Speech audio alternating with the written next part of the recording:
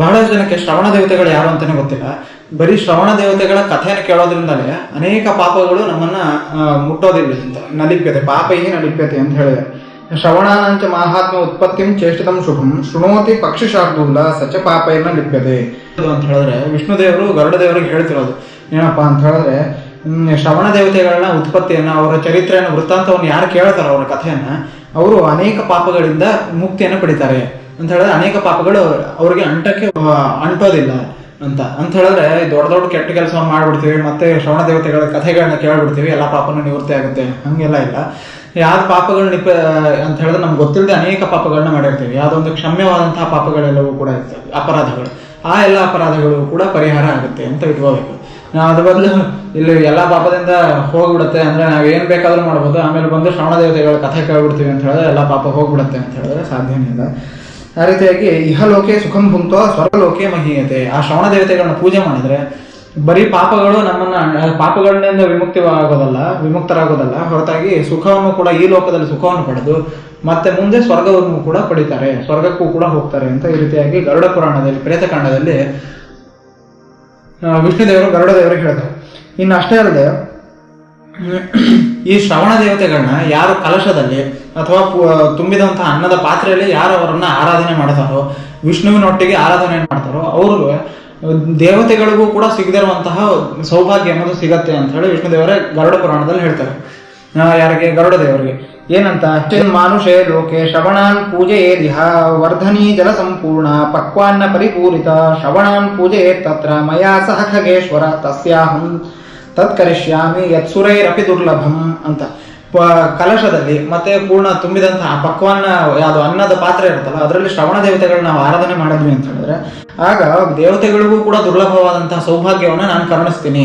ಸ್ವತಃ ಇದನ್ನ ವಿಷ್ಣುದೇವರೇ ಹೇಳಿದ್ದಾರೆ. ಆದ್ರಿಂದ ಯಾರು ಪೂಜೆ ಮಾಡಿಸಕ್ಕೆ ಬಂದಾಗ ಕಲಶದಲ್ಲಿ ಮೊದಲು ವಿಷ್ಣುದೇವರ ಜೊತೆಗೆ ಅದನ್ನ ಶ್ರವಣ ದೇವತೆಯನ್ನು ಕೂಡ ಆವಾಹನೆ ಮಾಡಿ ಅಂತ ಒಂದ್ಸತಿ ನೀವು ಅದನ್ನ ತಿಳಿಸಿ, ಅವಾಗ ಒಳ್ಳೇದಾಗುತ್ತೆ. ಈ ರೀತಿಯಾಗಿ ಮಾಡೋದ್ರಿಂದಾಗಿ ಸುರರು ಅಂತ ಹೇಳಿದ್ರೆ ದೇವತೆಗಳು ಕೂಡ ಸಿಗದಿರುವಂತಹ ಸೌಭಾಗ್ಯವನ್ನು ನಾನು ಕರುಣಿಸ್ತೀನಿ ಅಂತ ವಿಷ್ಣುದೇವರೇ ಹೇಳಿದ್ದಾರೆ. ಅದ ನಂತರ ಇವ್ರನ್ನೇನಂತಾರೆ, ಈ ಶ್ರವಣ ದೇವತೆಗಳು ಯಾರು ಅಂತ ಹೇಳಿದ್ರೆ ಬ್ರಹ್ಮದೇವರ 21 ಮಕ್ಕಳು.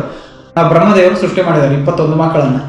ಇವ್ರು ಏನ್ ಮಾಡ್ತಾರೆ, ನಾವು ಭೂಲೋಕದಲ್ಲಿ ನಾವೇನ್ ಕೆಟ್ಟ ಕೆಲಸವನ್ನು ಮಾಡ್ತಿದೀವಿ, ಏನ್ ಮನಸ್ಸಿನಲ್ಲಿ ಏನ್ ಅನ್ಕೊಂಡಿದೀವಿ, ಏನ್ ಮಾಡ್ತೀವಿ, ಎಲ್ಲವನ್ನೂ ಕೂಡ ಕೇಳುವಂತ ಶಕ್ತಿ ಇವರಲ್ಲಿ ಇರುತ್ತೆ. ದೂರದಿಂದ ನೋಡುವಂತ ಶಕ್ತಿ ಇದೆ, ಅನೇಕ ದೂರದಿಂದ ಕೇಳಿಸ್ಕೊಳ್ಳುವಂತ ಶಕ್ತಿ ಇದೆ, 3 ಲೋಕ ಸಂಚಾರ ಮಾಡುವಂತ ಶಕ್ತಿ ಈ ಶ್ರವಣ ದೇವತೆಗಳಿಗಿದೆ.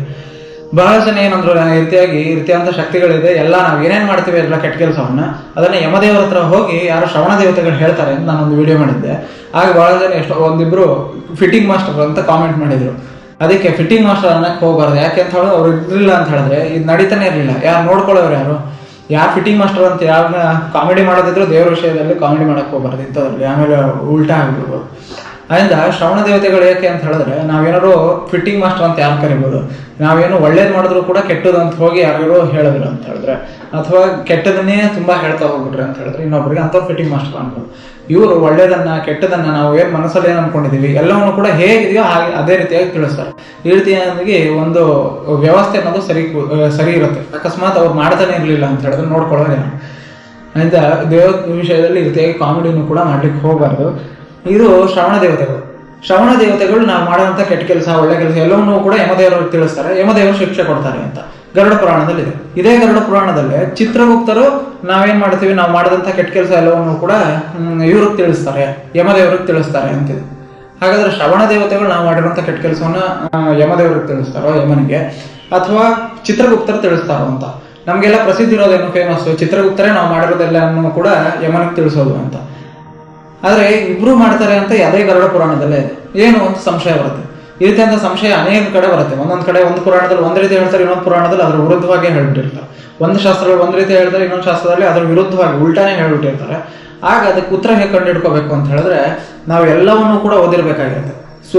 ಎಲ್ಲದರ ಜ್ಞಾನ ಇರಬೇಕು. ಬರೀ ಜ್ಞಾನ ಇತ್ತು ಅಂತ ಹೇಳಿದ್ರೆ ಆಗೋದಿಲ್ಲ. ಅದ್ರ ಜೊತೆಗೆ ನಾವು ಸೂಕ್ಷ್ಮಗ್ರಾಹಿಗಳು ಕೂಡ ಆಗಿರ್ಬೇಕು. ಸೂಕ್ಷ್ಮಗ್ರಾಹಿಗಳಾಗಿದ್ವಿ ಅಂತ ಹೇಳಿದ್ರೆ ಆಗ ನಮ್ಗೆ ಏನ್ ಮಾಡ್ತೀವಿ ಅದಕ್ಕೆ ಉತ್ತರಗಳನ್ನ ನಾವು ಕಂಡು ಹಿಡ್ಕೋಬಹುದು. ಅಷ್ಟು ಕಷ್ಟ ಈ ಬೇರೆ ಬೇರೆ ಪುರಾಣದಲ್ಲಿ ಅಷ್ಟು ಕಷ್ಟ ಇಲ್ಲಿಲ್ಲ. ಯಾಕೆಂದ್ರೆ ಒಂದೇ ಪುರಾಣದಲ್ಲೇ ಗರುಡ ಪುರಾಣದಲ್ಲೇ ಇದಕ್ಕೆ ಉತ್ತರ ಕೂಡ ಸಿಕ್ಬಿಟ್ಟಿದೆ. ಬೇರೆ ಪುರಾಣ ನೋಡ್ಬೇಕು ಇನ್ನೆಲ್ಲ ಓದಬೇಕು ಅಂತಿಲ್ಲ. ಅದರಿಂದ ಇದರಲ್ಲೇ ಸಿಕ್ಬಿಟ್ಟಿದೆ. ಅದರಿಂದ ಅಷ್ಟು ಕಷ್ಟ ಇಲ್ಲಿಲ್ಲ. ಇಲ್ಲೇ ಮುಂದೆ ಶ್ರವಣ ದೇವತೆಗಳ ಯಾವ್ದು ಕಥೆಯನ್ನ ಕೇಳಲಿಕ್ಕೆ ಶುರು ಮಾಡಿದಾಗ ನಮ್ಗೆ ಉತ್ತರ ಅನ್ನೋದು ಗೊತ್ತಾಗುತ್ತೆ. ಕೊನೆಗೆ ಯಾರು ನಾವು ಮಾಡೋದಂತ ಕೆಟ್ಟ ಕೆಲಸವನ್ನ ಯಮಧರ್ಮರಾಜನಿಗೆ ತಿಳಿಸ್ತಾರೆ ಅಂತ. ಬನ್ನಿ ವಿಡಿಯೋ ಶುರು ಮಾಡೋಣ. ಈ ಶ್ರವಣ ದೇವತೆಗಳ ಕಥೆಯನ್ನು ಕೇಳೋದ್ರಿಂದಲೇ ಬಹಳ ಪುಣ್ಯ ಇದೆ ಅಂತ, ಅದರಿಂದ ನೀವು ಕೂಡ ಪುಣ್ಯ ಪಡ್ಕೊಂತಿದ್ದೀರಾ, ಅದರಿಂದ ನನಗೂ ಸಂತೋಷ ಇದೆ. ಶ್ರವಣ ದೇವತೆಗಳು ಯಾರು? ಶ್ರವಣ ದೇವತೆಗಳ ಬಗ್ಗೆ ಇಷ್ಟೆಲ್ಲ ಹೇಳಿದ್ರಲ್ಲ, ಶ್ರವಣ ದೇವತೆಗಳು ಯಾರು ಅಂತ ಗರುಡ ದೇವರು ವಿಷ್ಣುವಿಗೆ ಕೇಳ್ತಾರೆ. ಆಗ ವಿಷ್ಣುದೇವರು ಹೇಳ್ತಾರೆ, ಕಥೆಯನ್ನು ಹೇಳಲಿಕ್ಕೆ ಶುರು ಮಾಡ್ತಾರೆ. ಹಿಂದೆ ಕ್ಷೀರಸಾಗರದಲ್ಲಿ ನಾನು ಮಲಗಿದ್ದೆ. ಆಗ ನಾಭಿಕವನದಿಂದ ಇವರು ಬ್ರಹ್ಮದೇವರ ಸೃಷ್ಟಿ ಆಯಿತು. ಸೃಷ್ಟಿಯಾದ ನಂತರ ಬ್ರಹ್ಮದೇವರು ಏನ್ ಮಾಡ್ತಾರೆ ಅಂತ ಹೇಳಿದ್ರೆ ಬಹಳಷ್ಟು ತಪಸ್ಸನ್ನು ಮಾಡ್ತಾರೆ. ಅದಾದ ನಂತರ ಬ್ರಹ್ಮದೇವರು ಪ್ರಪಂಚವನ್ನು ಸೃಷ್ಟಿ ಮಾಡ್ತಾರೆ. ಈ ಭೂಮಿಯನ್ನ, ನೀರು, ಬೆಳಕು, ಗಾಳಿ, ಈ ಪ್ರಪಂಚ ಎಲ್ಲವನ್ನು ಕೂಡ ಸೃಷ್ಟಿ ಮಾಡ್ತಾರೆ. ಅದಾದ್ಮೇಲೆ ಯಮಧರ್ಮರಾಜನ ಉತ್ಪತ್ತಿ ಆಗುತ್ತೆ, ಜನನ ಆಗುತ್ತೆ. ಅದರೊಟ್ಟಿಗೆ ಚಿತ್ರಗುಪ್ತರ ಜನನ ಕೂಡ ಆಗುತ್ತೆ. ಇಷ್ಟೆಲ್ಲ ಆಯ್ತು. ಇದೆಲ್ಲ ಆದ್ಮೇಲೆ ಒಂದ್ ರೀತಿಯಾದಂತಹ ಒಂದು ಏನು ಸೃಷ್ಟಿ ಪ್ರಕ್ರಿಯೆ ಮುಗೀತು. ಸಣ್ಣದಾಗಿ ಗರುಡ ಪುರಾಣದಲ್ಲಿ ಇಷ್ಟೇ ಸಣ್ಣದಾಗಿ ಸೃಷ್ಟಿಯ ಪ್ರಕ್ರಿಯೆಯನ್ನು ಹೇಳಿದ್ದಾರೆ. ಬೇರೆ ಬೇರೆ ಕಡೆ ಇನ್ನೂ ಬಹಳ ವಿಸ್ತಾರವಾಗಿ ಸೃಷ್ಟಿಯ ಬಗ್ಗೆ ಹೇಳಿದ್ದಾರೆ. ಆಗ ಮುಂದೆ ನೋಡೋಣ.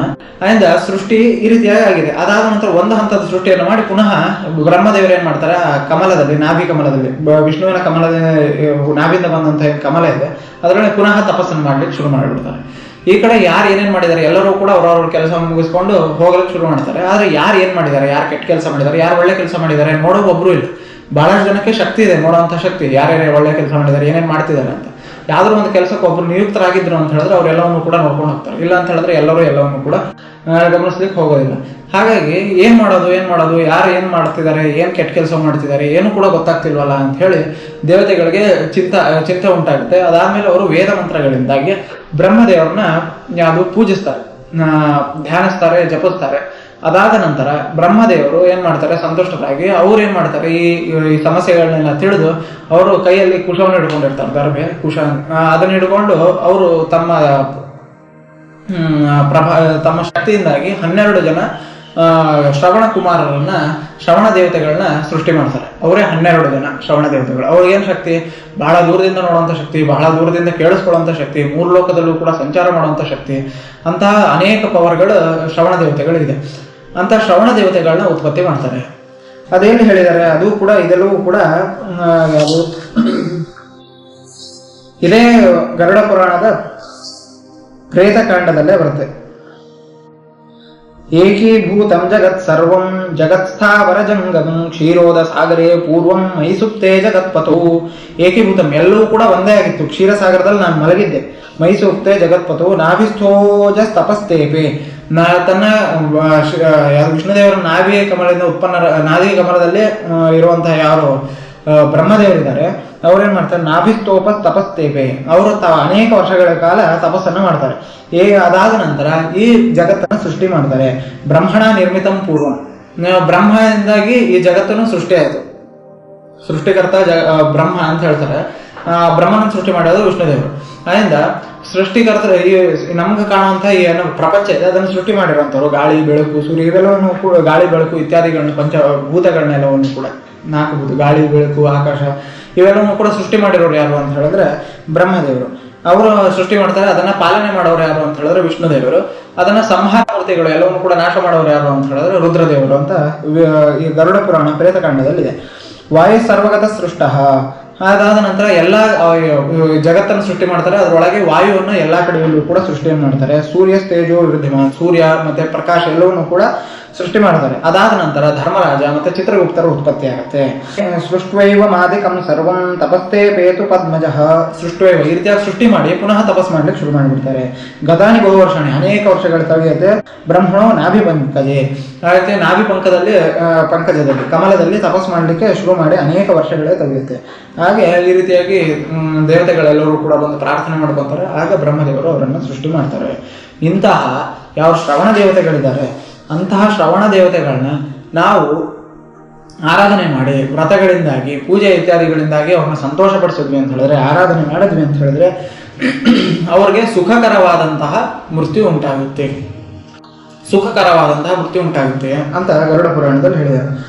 ವ್ರತೈರ್ದಾನೈಶ್ಚಯಸ್ತೇಷಾಂ ಪೂಜಯೇ ದಿಹ ಮಾನವಃ ಜಾಯಂತೆ ತಸ್ಯ ತೇ ಸುಖ ಮೃತ್ಯು ಪ್ರದಾಯಕಾಃ. ಈ ರೀತಿಯಾಗಿ ಅವರನ್ನ ನಾವು ನಮಸ್ಕಾರ ಮಾಡಿ ಅನೇಕ ಅವರನ್ನ ವ್ರತಾದಿಗಳಿಂದಾಗಿ ಅವರನ್ನ ಸಂತೋಷ ಪಡಿಸಿದ್ವಿ ಅಂತ ಹೇಳಿದ್ರೆ ಆಗ ನಮಗೆ ಸುಖಕರವಾದಂತಹ ಮೃತ್ಯುವನ್ನು ಕೊಡ್ತಾರೆ ಅಂತ ಗರುಡ ಪುರಾಣದಲ್ಲಿದೆ. ಇದಿಷ್ಟು ಶ್ರವಣ ದೇವತೆಗಳ ವೃತ್ತ ಅಂತ. ಇದನ್ನ ಕೇಳೋದ್ರಿಂದಾಗಿ ಅನೇಕ ಪುಣ್ಯಗಳು, ಏನೇನು ಪುಣ್ಯಗಳಿದೆ, ಏನೇನು ಉಂಟಾಗುತ್ತೆ ಅವೆಲ್ಲವನ್ನೂ ಕೂಡ ತಿಳಿಸ್ಕೊಟ್ಟಿದ್ದೀನಿ. ಮತ್ತೆ ಮುಂದಿನ ವಿಡಿಯೋ ಸಿಗೋಣ. ಈ ವಿಡಿಯೋ ಇಲ್ಲೇ ನಿಲ್ಲಿಸೋಣ. ಶ್ರೀಕೃಷ್ಣ.